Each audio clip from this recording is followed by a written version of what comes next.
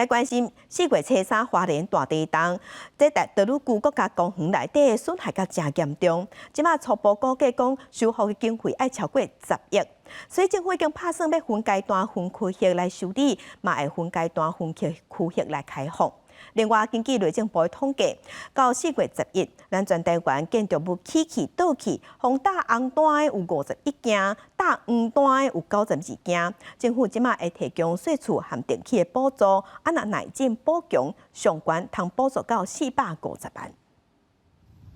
控诉控3地震了后，花莲地区灾害严重，尤其泰鲁阁国家公园初步复关经费超过10亿，预计用一步分阶段、分区域开放。目前就是我们初估出来的灾损的重建金额大概是多少？我想最大的经费可能是交通部的部分啊，我们自己国家公园初估大概是会有超过10亿。根据内政部统计，到4月11日，全台已经确认建筑受损，红单51件，黄单92件。内政部长林宇聪表示，除了提供多元税厝协助方案，主体中建议是补贴，耐震补强相关补助450万。另外，因为东华大学大地震引起大火，未来各大专院校有设置理化工实验室，会进行防灾准备总体检。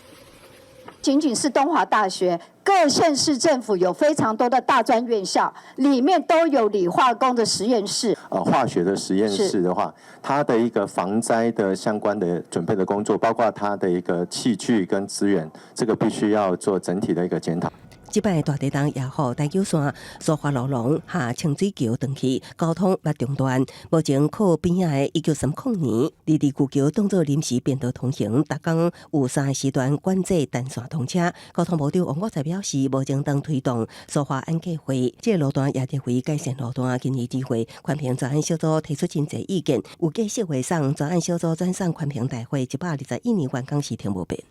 今年的2月，虽然在环评的专案小组有很多意见，那我们现在已经收集意见，议并在4月